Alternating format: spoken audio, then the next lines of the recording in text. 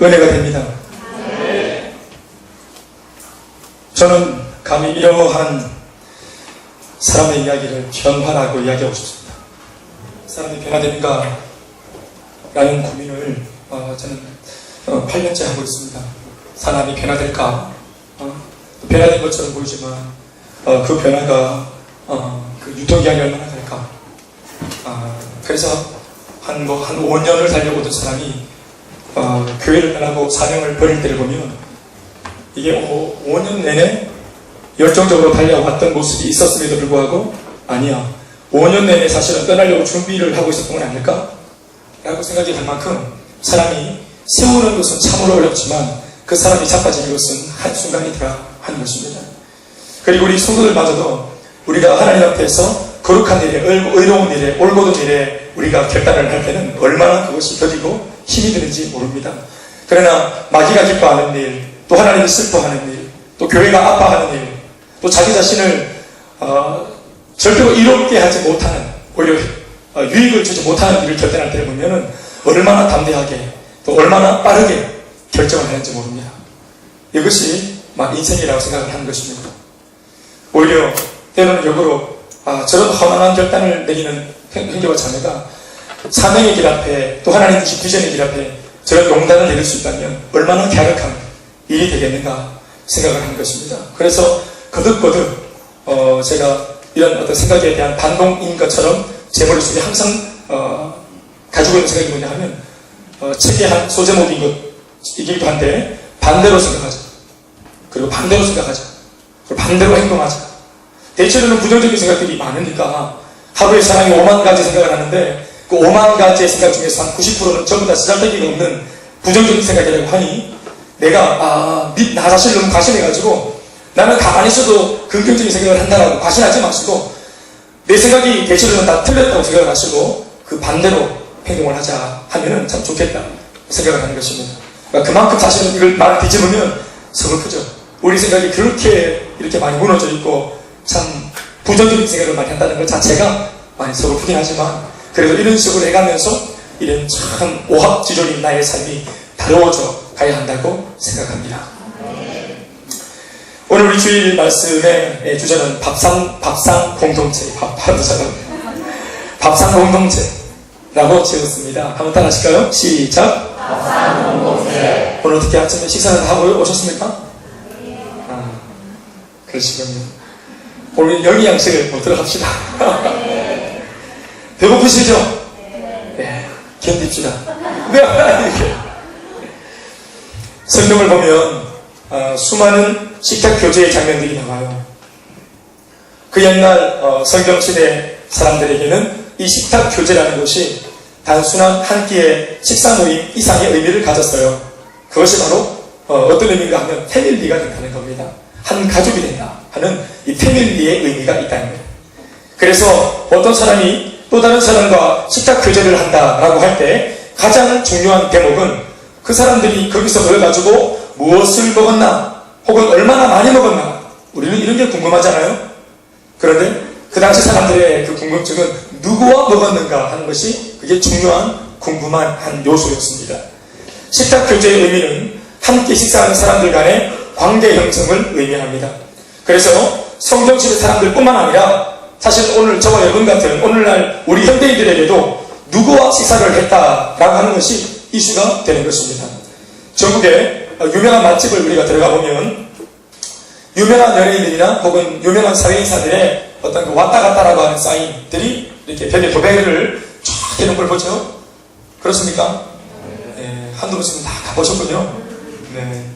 저 혼자만 가지 마시고 옆에 우리 스스로도 좀 챙기셔서 같이 갈 수 있으면 바랍니다. 우리 또 청년들이나 우리 청소년들은 또 그럴만한 아직까지 경제적인 면들이 되지 못하니까 꼭 이렇게 맛있는 일이 태어나면 같이 이렇게 카풀해가지고 동참할 수 있기를 바랍니다.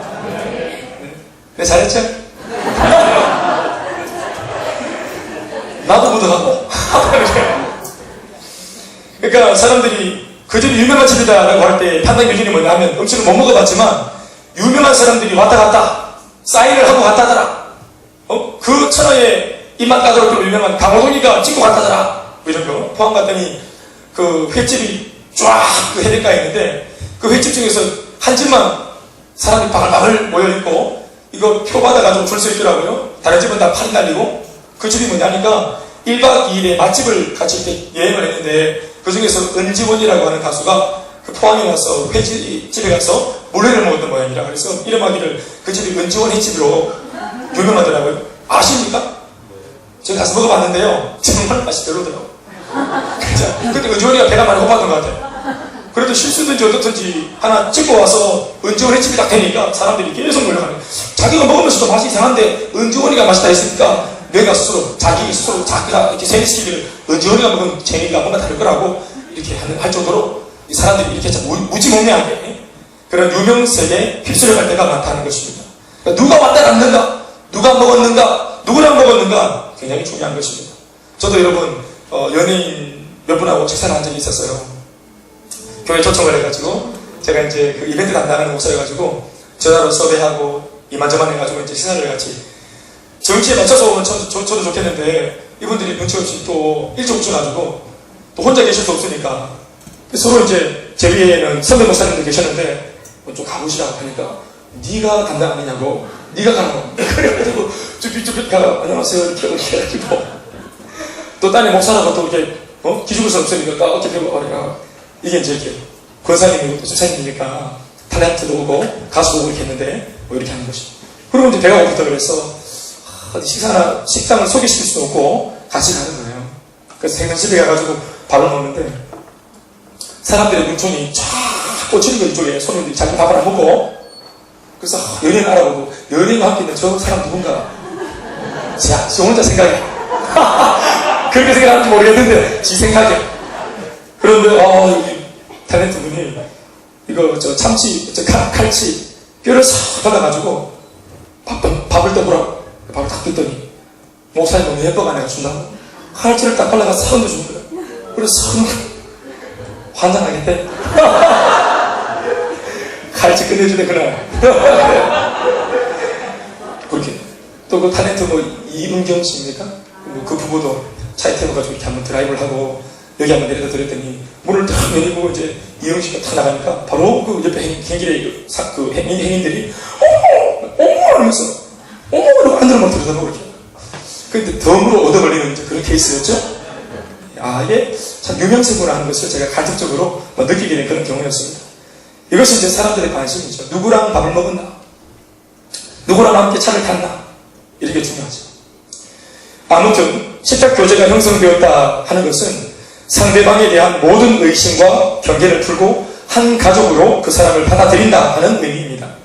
상대를 믿고 신뢰하기 때문에 기꺼이 자신의 식탁에 초대해서 함께 음식 담은 그릇 속에 손을 넣도록 담그도록 허락을 하는 것입니다. 심지어 이미 식탁 교제 가운데 이제 주인장이 허락을 했어요. 그래서 이미 허락받고 초대가 된 식탁에서는 음식을 거절하거나 호의를 사용하면 오히려 더 큰 문제가 되기도 합니다. 맛있게 먹어야 되고 또 그리고 은혜스럽게 먹어야 됩니다. 그래서 맛이 기가 막히게 하면서 그렇게 이제 하는 것입니다. 그리고 더불어 이제 풍성한 대접을 받은 이 게스트는 상대방의 호의로 이 배불리 음식을 먹고 나서는 그냥 이빨 쑤시고 돌아가면 안 되고 진심으로 그 사람과 가정을 축복해 주는 것이 그 당시 그 시대의 풍습이었습니다.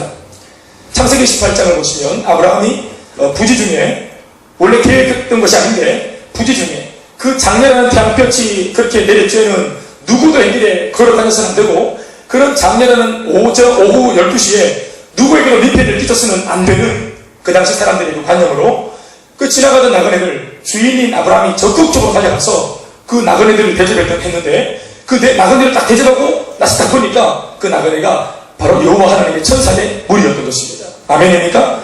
그래서 부디 중에 하나님의 천사를 대접해서 축복받았던 그런 이야기. 그리고 창세기 27장을 보면 아버지 이삭에게 음식을 가져다가 그리고 이제 아버지로부터 우리는 형님에게 가야 될 축복을 이 동생 야곱이 자기가 형 에서인 것처럼 속여가지고 아버지에게 만난 음식을 다 대접하고 난 뒤에 배를 두들기고 트럭을 하면서 너무 포만감에 기쁜 나머지 아버지가 이게 큰아들 에서인지 모르고 야곱인지 모르고 에서인 줄 알고 하나님의 모든 복을 다 축복하는 그런 일도 있었습니다. 아무튼 이건 속인 거지만 그래도 대접을 융숭하게 받고 그리고 이제 상대방을 축복하는 이런 풍습이 있었다는 것입니다. 게다가 사사기 6장도 보면은 그 사사 중에 기드온이라고 하는 사사, 유명한 사사죠. 혹시 들어보셨어요? 기드온. 기성용 선생의 그 어른. 기드온이 천사를 대접하다가 하나님을 만나서 신앙이 회복되어진 이야기가 굉장히 유명한 이야기죠. 아멘입니까? 아무튼 이렇게 대접을 하고 또 대접을 받은 사람은 그 사람을 또 하나님의 이름으로 융숭하게 대접받은 대가로 축복을 해주는 이런 풍습이 있었던 것입니다. 저는 한때 은사발견 세미나에서 그 23가지 은사 중에서 1순위가 높은 점수로 대접의 은사가 나온 적이 있습니다. 그래서 옆에 있던 그 부목사들이 대접의 은사가 나왔다고 김 목사 밥을 사라고. 그래서 제가 한 몇 개월을 진짜로 밥을 산 적이 있어요. 몇 개월 동안 계속 무슨 밥을 같이 먹으면 항상 김 목사 은사가 발견해야 된다. 그럼 저주가 날 것이다. 그래가지고 밥을 계속 사 보리하는 게. 그러다가 다음번에 6개월 지나서 한 번 더 테스트를 딱 했는데 하나님 은혜를 주셔가지고 믿음의 은사가 나온 것입니다. 농담처럼 한 말이 뭐냐 하면 열심히 대접하다 보니 믿음이 자랐다. 뭐 이렇게 말을 하는 것입니다. 제가 기억하기로 우리 그 변윤경 자매의 은사가 저는 그 대접 은사라고 기억을 하고 있는데 변윤경 어디 갔어요? 저기 기대하고 소망합니다. 바뀌었어요. 네. 알겠어요. 1년 전반에 빨리 버리게 해달라고 기도합니다. 아무튼 성경에는 수많은 십자교제의 이야기들이 기록되어 있습니다. 그러나 그 많은 십자교제의 장면 중에서도 다른 최고의 명장면은 두말할 것도 없이 바로 예수님과 제자들의 마지막 성만찬입니다. 레오나르도 다빈치, 발음도 어렵군요. 레오나르도 다빈치의 작품으로도 유명한 뭐죠? 최후의 만찬.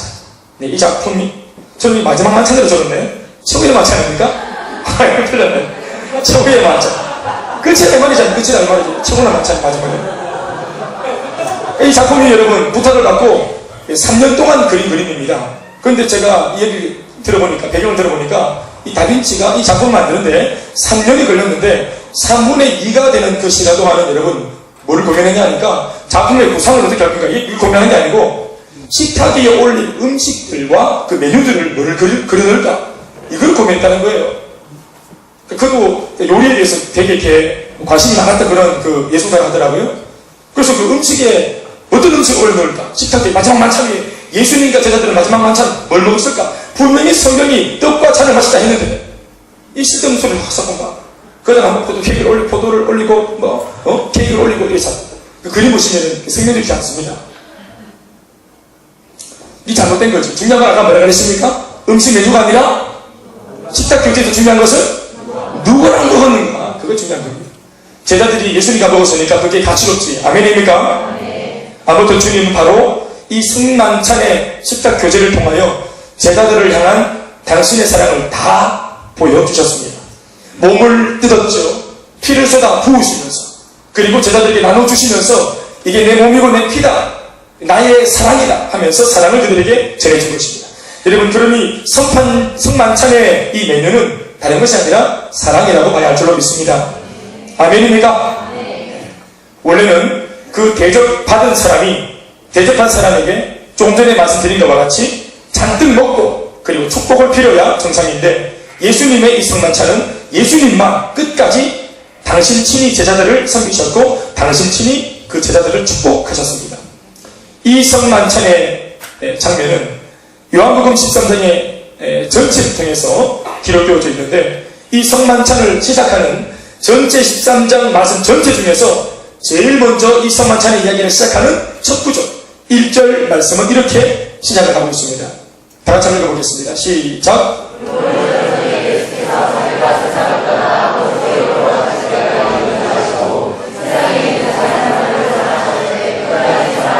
한번 따라합시다. 세상에 있는 자기 사람을 사랑하시되 끝까지 사랑하시니라. 아멘. 같이 하면 할까요? 아멘. 세상에 있는 자기 사람 바로 예수를 믿는 넓은 의미로서는 예수를 믿는 모든 사람이겠지만 이 말씀은 그 당시에는 12제자를 가르치는 얘기겠죠. 바로 예수님 당신 자신을 따라 여기까지 집도 또 직장도 다 버리고 전적으로 의탁해서 주님을 따라와 있는 여기까지 와 있는 12명의 제자들을 사랑하시는데 비록 예수님께서는 내일 십자가에 달려 죽으시겠지만 내가 너희를 끝까지 사랑한다는 사실을 너희들 기억해라. 오늘 이 밤의 마지막 이 만찬을 기억해라. 내가 비록 부재가 되겠지만, 눈에는 다시 안 보이겠지만, 너희들 마음속에 내가 너희들을 사랑하는 이 구굴절절한 이 프로포즈, 이 사랑을 가지고 이미 너희들 몸속에 녹아져 있는 이 떡과 잔의 모습으로 내가 너희와 함께 한다는 사실을 꼭 기억해라. 내 너 사랑한다 하시면서 그 사랑의 표현으로 성찬식을 거행했던 것입니다.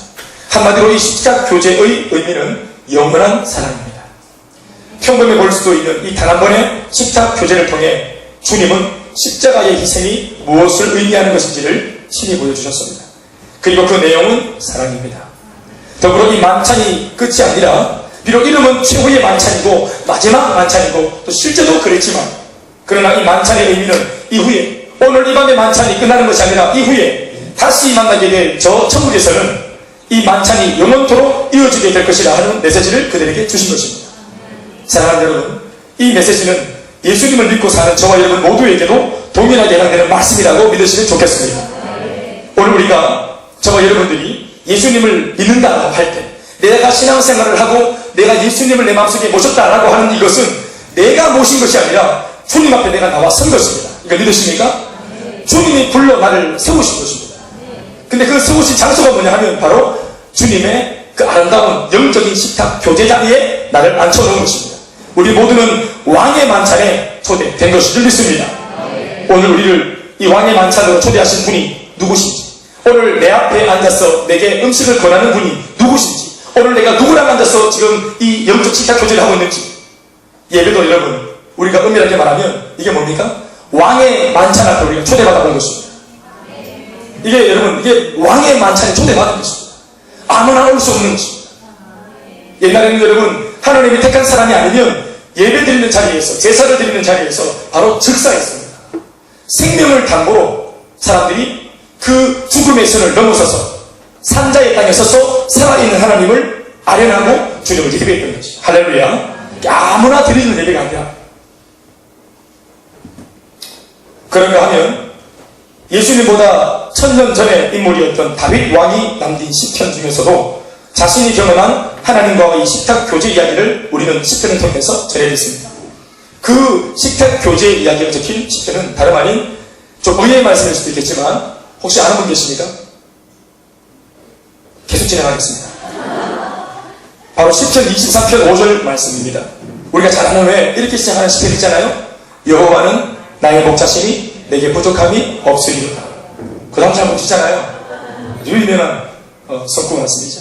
우리 한번 따라합시다. 여호와는 나의 목자시니 내게 부족함이 없으리로다. 할렐루야. 다윗이 지은 이 23편의 시는요, 지나온 과거를 회상하는 회상시입니다. 그러니까 그 당시에 목동으로 있으면서, 내가 목동이라는 직업을 가지고 있으니까, 그거에 연상시켜가지고, 주님도 나에게는 목자가 아닌가. 이렇게 어릴 때 고백한 노래가 아니라, 이미 다윗 왕이 왕으로서 엄청난 업적들을 세우고, 그리고 그 중동지방 일대를 전부 다 완전히 평정하고, 태평 성국을 만들어 놓고, 그리고 하나님께 이제 늙으나 하되, 자신의 지나온 귀환길을 쭉 되돌아보니까, 그 어느 것 하나 내 힘으로 걸어온 것이 없고, 나는 엎치락 뒤치락 했는데 마치 어리석은 양같이. 여러분, 양이 왜 어리석다고 표현하죠? 앞을 못 보죠. 양은 발 앞에 한 1m 앞에 있는 다른 양 엉덩이만 보고 그렇게 걸어 다닌다는 거 아시죠? 그래서 양이 좀 얼빵하다는 것입니다. 순수함의 상징이지만 얼빵함의 상징이기도 합니다. 그래서 항상 목자가 하나는 지팡이, 하나는 막대기. 무슨 차이가 있는가? 말장난이 아니고, 막대기는 끝이 이렇게 퀘스천 마우터처럼 굽어져 있죠? 이걸 이제 양이 딴 데로 갈 때 목을 딱 걸어가지고 똑바로 영민아 똑바로 우리 교회 영민이 둘이 있죠. 똑바로 이렇게 받아주는 거죠. 가이드 하는 데. 그리고 지팡이는 이제 사자나 곰이 천적이 올 때 바로 그냥 쭉 통으로 딱 전자가 팍 때리는 그런, 이제 죄송합니다. 이 원래 짐승을 여러 번 때리면 힘들어집니다. 완빵 심하게. 그럼 사자가 곰이 깜짝 놀라서 도망가는 막대기와 지팡이, 이 말씀이 시편에도 바로 나옵니다. 주께서 나를 지팡이와 막대기로 인도하셨다. 믿습니까? 그렇게 하는 겁니다. 한 지팡이 막대기 해달라는 거예요. 지팡이 막대기 뭘 합니까? 지팡이로는 우리 오늘 양과 같은 우리들에게 찾아오는 사탄을 지어나가시고, 또 마태기로는 우리의 목을 이렇게 걸어서 인도하시고, 때로는 이게 바뀌기도 하지만, 때로는 우리들 또 주님이 이렇게 그렇게 하시긴 하잖아요. 당해보셨죠? 때로는 양쪽 지팡이 다 들고 줄이를 들기도 하시고. 돌아보니까 내가 이렇게 위대한 왕이 된 거, 이게 전부가 나는 어리석은 양이었는데 하나님께서, 여호와께서 목자가 되셔서 나를 일거수일투족 다 지도하시고 인도하셨기 때문에 내가 오늘 이만한 왕이 되었다. 오늘 나이가 된 것이 전부가 주님의 은혜다. 나는 지금 남들은 비록 다윗은 만만이요 사울은 천천히요 하면서 내가 만 가지의 일을 이루었다고 다윗을 칭송하고 나를 막 높이지만, 다윗 스스로는 그렇게 위대한 왕이 되고 스타가 되어 있지만 자기 자신을 돌아보면 아무것도 내가 스타가 될 만한 일을 한 것이 없다는 걸 알고 있는 거예요. 바세바를 범했죠. 성폭행을 했죠, 여자를. 그리고 그 여인을 얻기 위해서 그 남편, 무고한 남편을 이렇게 나름대로 이렇게 전략을 꾸며가지고 사람을 죽이지 않았습니까? 살인죄도 졌고. 그러니까 과거를 들어보면 다윗이 아주 엄청난 죄를 많이 졌어요. 비록 굵고 짧은 한 방이었지만 그 죄질이 굉장히 악한 죄를 많이 지었어요. 돌이키지 못할, 용서하지 못할 죄를. 그런데 다윗이 하나님께 쓰임받았던 단 한 가지 이유는 주님도 그렇게 말씀하셨지만 바로 엎드리는 것입니다. 하나님께. 주님, 내가 양이라서 그랬습니다. 내가 몰랐습니다. 죄송합니다. 어떻게 할 거예요? 사랑하는 여러분, 회개하면 주님이 공짜 못하십니다. 좀 경망스러운 표현인지 모르겠지만 회개하면, 죄인이 회개하고 돌이키면 모든 죄가 덮여지는 것입니다. 너희 죄가 지렁같이 붉을지어도 이게 흰 눈처럼 흰 양털처럼 휘어질 것이라고 주님 말씀하셨습니다. 이사야 1장 18절 말씀 아니겠어요? 요한일서 1장 9절 말씀에도 만일 너희가 너희 죄를 자백하면 저는 미쁘시고 의로우사 너희를 모든 죄를 사하시고 너희를 모든 불의에서 깨끗하게 하실 것이다. 우리가 자백하면, 용서를 구하면 깨끗하게 주님 덮어주시는 것입니다. 그래서 십자가가 있는 거 아니겠어요? 믿습니까? 오늘 다윗이 돌아보니까 주님의 긍휼과 자비가 있는 곳에는 자기가 오늘 있을 수 없는 겁니다. 그러면서 조목조목 자신이 걸어왔던 삶을 쫙 돌아보니까 그렇게 원수가 많았어요. 자기 자신도 문제덩어리인데 누가 해보지 않아도 자기 자신도 문제덩어리라. 시작부터 언제 터질지 몰라. 정력이 가득하고 욕심이 가득하고 야망이 가득하고 상처가 가득한 다윗, 이런 내가 세상에서 뭐 하겠노? 그래, 별 볼일 없는 내 인생 양똥이나 치고 살지. 그는 평생 양똥 치울 줄 알았어요. 왜요? 이력이 하나도 없어요. 이력이 사회적인 스펙이 하나도 없는 거예요. 물려받은 유산도 없어요. 아버지 사랑도 받지 못했어요. 아무것도 없어요. 평생 양똥 치울 줄 알았어요. 저 총구석에서. 그런데 여러분, 자신의 주변에 자기조차도 그렇게 힘들고 자아가 약하고 성품이 약하고 이런데 핸디캡이 많은데, 게다가 바깥에, 자기 인생 바깥에도 자기를 괴롭히는, 자기를 무너뜨리려고 하는 그런 공격하는 사람들, 원수가 많았어요. 집안에서 아버지 아들로 태어났는데, 말째 아들로 태어났는데, 8번째 아들로 태어났는데 7명의 형제들한테도 왕따를 하면서 늘, 우리 집은 여러분, 저가 여자가 4명이나 있습니다. 근데 이 여자들 중에서 제일 마지막 여자가 사랑을 제일 많이 받고 있습니다. 왜 그렇습니까? 막내니까.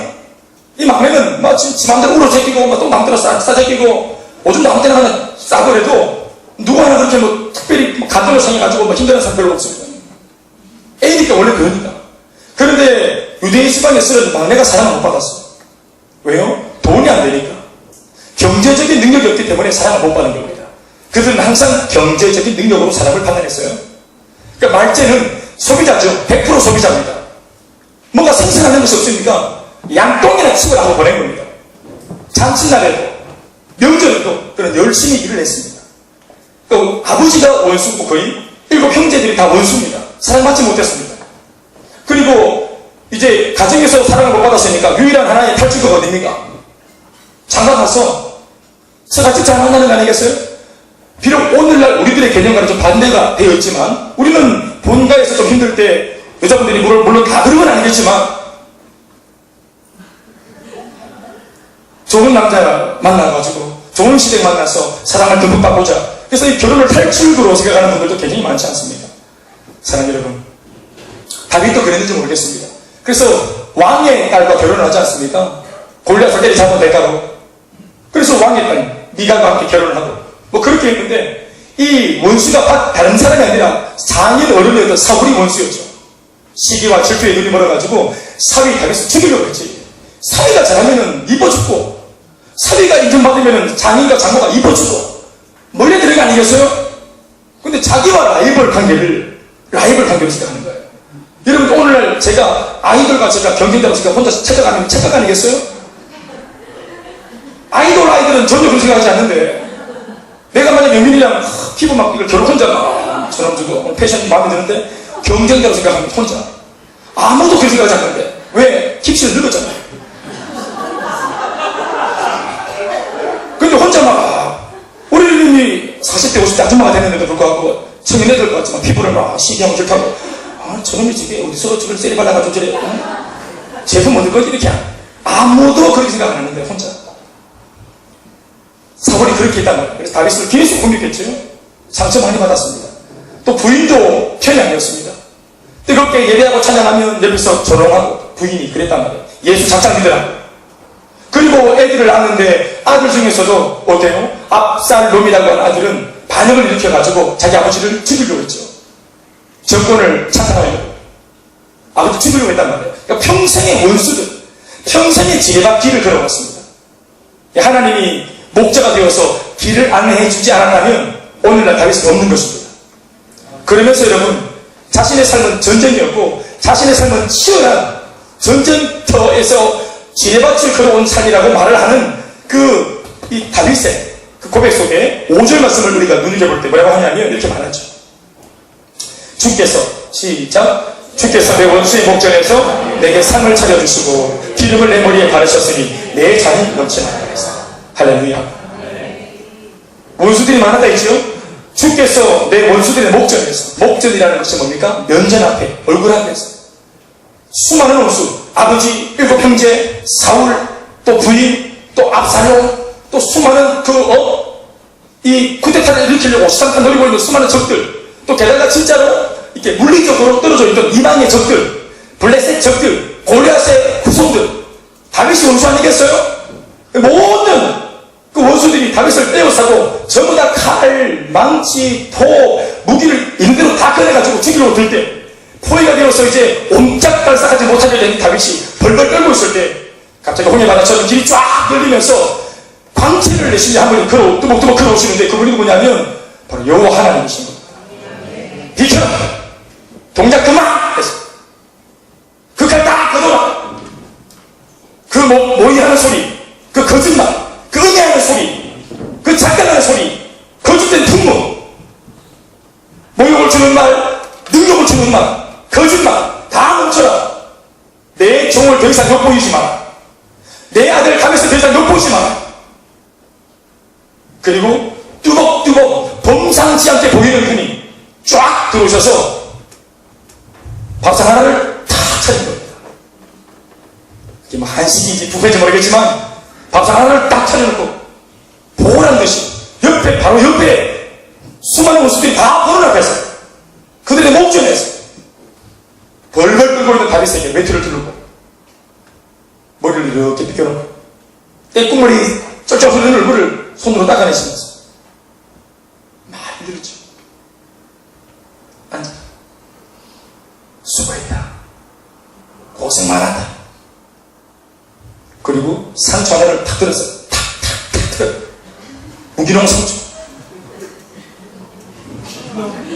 유기농 상처. 유기농 상처. 아무거나 보면 되잖아요. 주님이 만드신 거죠. 삼겹살 성인이 불 찢어가지고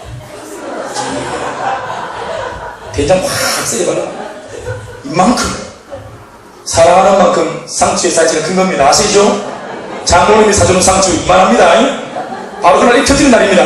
근데 이만큼 사랑한다 김서방 그러면 입에다가 푹 그러니까 바로 이렇게 발다시켜요. 푹 입에다가 입에 꽂아 넣고 이만큼 오구적 침묵이 이게 상추입니까? 오구적 침묵이 이게 삼겹살입니까? 주님의 사랑 다 지켜봤다 밑에까지 원수의 목전에서 그리고 어깨를 탁 숙이면서 이 밥을 겸상하는 것 자체가 지금 너희들이 지금 손대려고 하는 다윗이 나랑 어떤 관계인 줄 아나? 건들면 그날 끝나는 것입니다. 이스라엘 백성을 외세들이 진약해가지고 당신의 백성을 손대는 것을 보면서 하나님이 구약성경에 뭐라고 표현했냐면 너희들이 내 눈동자를 찔렀다 이렇게 표현합니다. 당신의 사랑하는 하나님의 백성들이 시험에 넘어가고 좌절하고 마귀에게 공격당해서 자빠지는 그 모든 상황을 주님이 백성들이 당하는 영민이가 당하는 경민자가 당하는 상황을 보는 게 아니라 하나님 당신 눈동자를 찔렀다 이렇게 표현하는 것입니다. 여러분 눈동자 손가락 찔러보셨어요? 실수로 말고 그냥 대놓고 푹 이렇게 가만히 있는 사람 누가 있겠어요? 눈동자 찔리고 아무도 가만히 있지 않지. 그런 일로 간주해서 여호와의 싸움으로 간주하셔서 하나님이 대신 싸우시는 것입니다. 내 백성 건드리는 거 그건 나 건드리는 거다. 내 눈동자 찔리는 거 선전포고로 받아들이시고 주님이 일어나서 그 싸움을 접수하신 거죠. 잊을 수 없는 주께서 원수들의 목전에서 보란듯이 내게 한 상을 차려주시고 이 밥을 먹을 때 얼마나 감개무량합니다. 감격이. 사랑하는 여러분, 오늘 이것이 바로 밥상 공동체의 영적인 초본인 줄로 믿습니다. 오늘 예수를 믿는다는 것은 우리 모두가 다 이런 수많은 고달픈 세상 속에 수많은 원수들과의 경쟁 속에 내 마음속에 수많은 염려, 걱정, 불안함 속에 우리가 지치고 상해있을 때 예수를 믿는다고 하는 것은 주 앞에 기도하겠다고 무릎을 딱 꿇은 그 상황은 바로 주님의 난찬 앞에 우리가 앉아있는 것입니다. 그리고 한 주간 살아오면서 지치고 힘겨웠던 모든 것들, 사역하느라 힘들었던 것들, 내 마음을 알아주지 않는 수많은 사람들로부터 받았던 상처들, 말을 해도 말이 통하지 않는 그 수많은 답답한 상황들 속에 주님만이 내망하십니다. 남편과도 대화가 통하지 않는 그러나 주님이 내망하십니다. 하고 오늘 예배를 드리면서 주님이 오늘 말씀을 통해 내 입에 넣어주시는 말씀 한 구절을 이렇게 먹으면서 우리 눈물이 닦여지고 우리의 떼국물이 닦여지고 남과 우리 옷이 바뀌어지는 역사가 있는 줄 믿습니다. 그리고 힘을 내어서 다시 한 번 더 지난주는 실패했고 패배했던 또 다른 일주일의 삶을 향하여 담대하게 나가는 것입니다. 그 밥심으로 주님이 모두 주신 그 영적인 양식의 힘으로. 아멘입니까?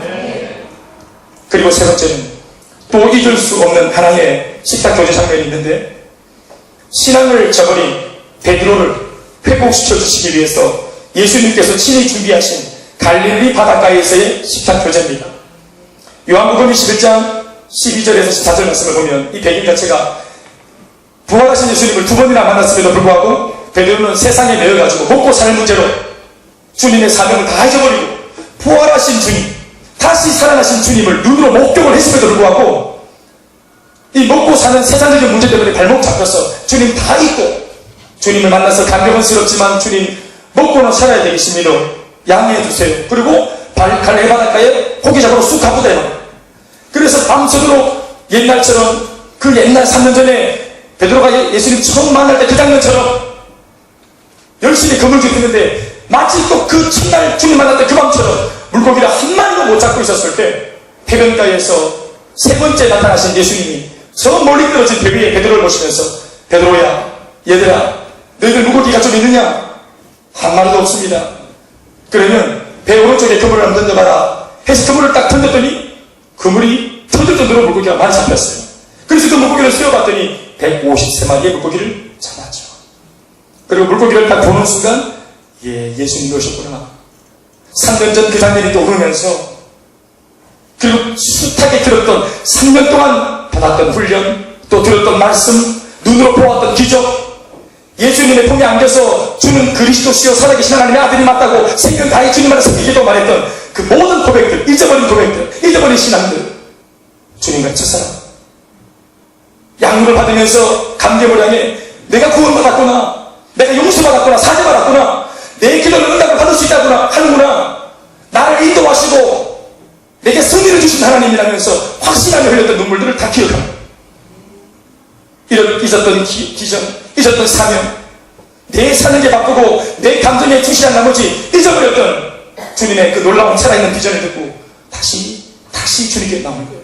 면목 없지만 다시 주님 앞에 꾸역꾸역 고개 돌린 채로 면목이 없어 민망한 채로 나오는 베드로 앞에 주님은 지팡이와 막대기를 들고 계셨던 것이 아니라 숯불구이 만찬을 준비하셨습니다. 생선과 떡을 딱 구워놓고 21장 12절 13절 말씀을 다 같이 읽어보겠습니다. 시작. 예수께서 이르시되 다 같이 시작.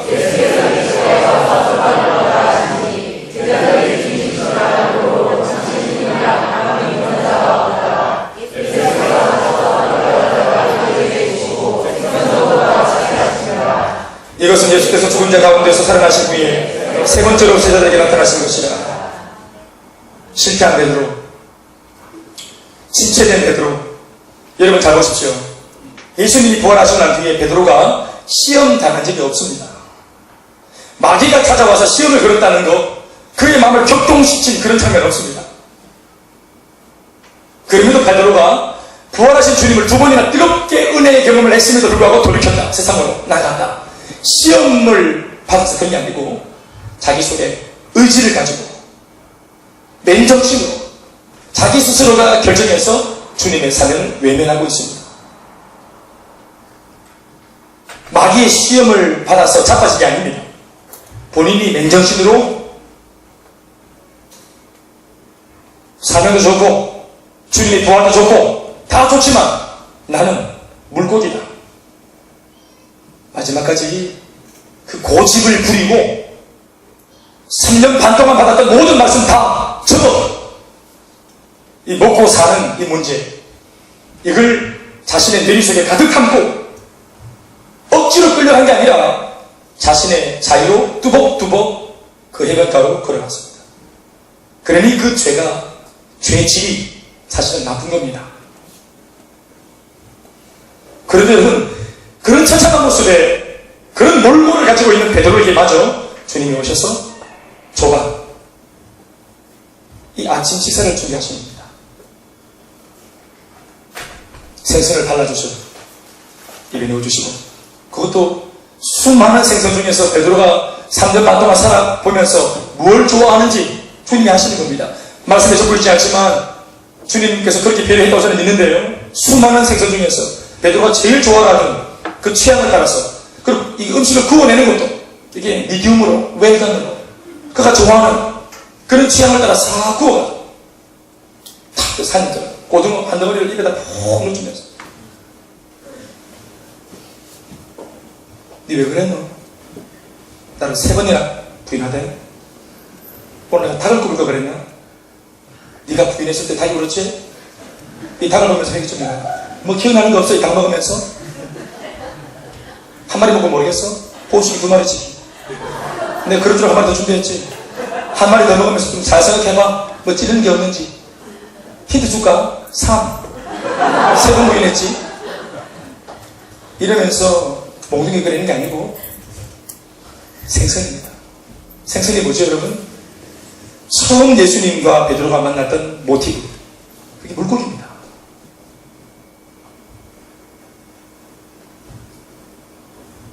뭡니까, 여러분?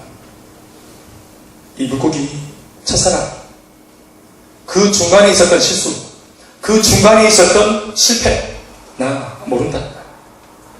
예수님, 나는 기억을 하지 않겠다. 이 생선을 네가 받아놓고 우리 다시 그 길로 돌아가자. 니네 사랑하나? 사랑합니다. 그것으로 끝난 것입니다. 말씀 뵙겠습니다. 오늘 본문은 마태 레위를 부르는, 마태 복음을 쓴 마태, 예전 이름은 레위, 이 레위의 콜링 장면입니다. 그 첫 교재가 식탁 교재였습니다. 오늘 그래서 제가 오늘 장황하게 이 밥상 이야기를 한 것입니다. 오늘 1절 13절 말씀은 예수께서 다시 바닷가에 나가심에 큰 무리가 나왔거늘 예수님이 그 큰 무리를 가르치시더라.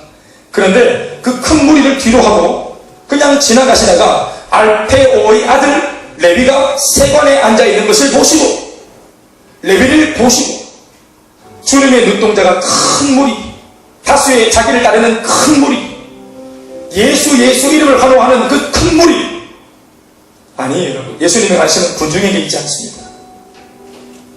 언밸런스, 알페오 아들 레위, 장차 하나님 예수님의 제자가 될, 그리고 마태복음을 기록할 레위 마태, 그 마태가 로마에 조류되어서 동족의 피를 빨아먹는 그런 세간의 자리에 앉아서 세리가 되어서 그래서 과도하게 세금을 징수하는 그런 반칙 인생으로 살아가는 세간 마태의 모습, 그걸 보시면서 안 어울린다. 지나가시다가 딱 보는 자네로 와보게. 자네는 그 자리가 어울리지 않네. 자네 같은 사자친구가 왜 그런 자리에 앉아있나? 죄 짓는 자리 어울리지 않네. 내 제자가 되지. 나랑 함께 가지. 돈을 많이 벌지. 그 자리 반칙해도 로마가 하는 그 강력한 그 후광이 자네를 그렇게 등 밀어주고 후원해주고 힘을 실어주지. 그러나 내가 볼 때는 마태, 자네에게 그 자리가 어울리지 않네. 그래서 불러내신 것입니다. 정말로 어울리는 자리에 있도록, 진짜로 그가 있어서 가장 아름다운 자리에 있도록 불러내신 것입니다. 하나님의 사람에게 어울리는 자리가 있고 하나님의 백성들에게 어울리지 않는 자리가 있는 것입니다. 우리가 모든 것을 할 수 있지만, 여러분, 제가 목사이지만 제가 뭘 못하겠습니까? 저도 마찬가지로 뭘 못하겠어요. 다 할 수 있습니다. 바울의 말처럼 우리가 모든 것을 다 하지만 덕이 되지 않아 하지 않는 것이고, 주님 사랑이 내 마음에 부딪혀서 하지 않는 것이고, 못하는 게 아니라 안 하는 것입니다. 죄 지을 수 있지만 하나님의 백성으로 안 짓는 겁니다. 세상을 즐길 수 있지만 더 즐거운 것이 있기 때문에, 더 고상한 가치가 있기 때문에 안 짓기로 결정한 것입니다. 못하는 게 아닙니다. 술, 담배, 세상의 유흥 할 수 있습니다. 정욕대로 사는 거 저도 할 수 있습니다. 또 예수 믿기 전까지 살아봤습니다. 그렇게 물론 다 그런 과거가 있지 않습니까? 그러나 여러분, 삶의 기준이 있었습니까? 그걸 통해서 기뻤습니까? 그 기쁨이 있다 할지라도 그 기쁨이 영원했습니까? 예수 없을 때 내가 기쁜 그 이유를, 내 마음을 가득 채운 그 기쁨을 10시간 동안 입에 침을 물고 거품을 물고 이야기할 수 있을 정도로 내 인생에 자랑거리가 있었습니까? 한 시간도 여러분 우리가 자랑할 것이 없습니다. 집 자랑, 남편 자랑, 아내 자랑, 자식 자랑, 돈 자랑, 자동차 자랑, 이런 거 자랑하려고 해도 한 시간 못 넘어갑니다. 할 게 없어요. 오히려 걱정거리를 말하려고 그러면 3박 4일 밤을 새죠. 그러나 정말 주님을 만난 사람은 자랑거리와 고민거리가 달라지는 것입니다. 자랑거리가 많아지고 고민거리가 없어져 버리는 것입니다. 또 심지어 고민거리가 변해서 자랑거리가 되기도 하고, 우리를 이렇게 역전시키신 주님 아니겠어요? 우리가 있어서 아름다운 자리가 있는 겁니다. 하나님의 사람이 해서는 안 되는 말을 하지 않아야 되는 행동, 목사로서, 셀러로서, 국장으로서 우리 모두가 다 마찬가지입니다. 비록 실수해서 그 자리에 앉아있다 할지라도 얻어 걸렸어. 주님 오늘 말씀하시기를 너 그 자리 어울리지 않다. 목사가 올라와서 늘 회의적인 말을 하고, 아유, 오늘도 뭐 이렇게 다가오기 많이 오셨어요. 이렇게 아버지 같은데 오늘 좀 쉬자보시지. 오늘은 죄송하지만 예배가 한 20분쯤 될 것 같아요. 말씀 대충 전하다가 이만합시다. 기도하려고 한다면 무슨 기도 늘어나는 거 아니겠어요? 다 같이 일어나시라. 훈련 무슨 훈련? 숙제. 나 그게 숙제다. 여러분 보세요. 목사에게 힘 빠지는 소리 하고, 난 안 한다. 못하겠다. 또 당신은 안 됩니다. 당신은 불가능합니다. 이런 말 하면 얼마나 이게 서글픕니까? 우리에게 어울리는 말이 있고, 우리에게 어울리는 제스처가 있지 않겠어요? 나는 여러분들이 예배를 드릴 때 그 사진을요, 제가 일주일 내내 봐요. 바닥 또 보고, 바닥 또 보고. 그렇게 한다, 혼자. 마치 숲속에 감춰놓은 애인선이 보듯이 수시로 아이폰 해가지고 척척척 넘기면서 또 보고, 또 보고, 또 보고. 이게 주책인 줄 알면서도 목사님들 모임 가면은 괜히 꺼내가지고 TV라고 우리 교회 예배. 그래서 혼자. 얼마나 유치해요. 유치한 줄 아는데도 그러고 싶은 거예요.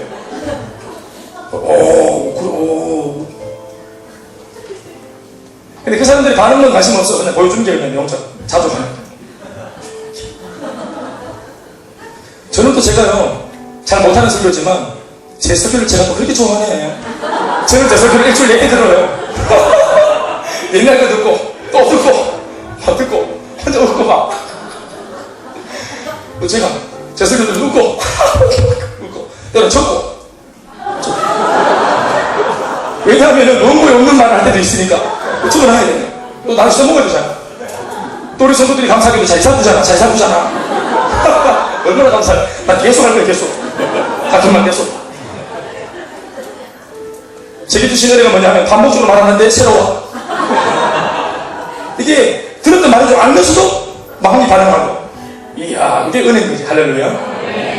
사랑하는 여러분, 그 어울리지 않는 자리에 있는 마태를 주님이 불러내신 겁니다. 주님 곁에. 믿습니까? 주님 곁에. 밥 먹자 했습니다.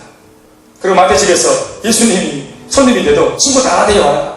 전화했습니다. 친구들. 그 카톡, 그룹 있잖아요. 그룹 채팅. 다 모여라. 오늘 예수님과 밥 먹는다. 자, 친구들 쫙 들어왔습니다.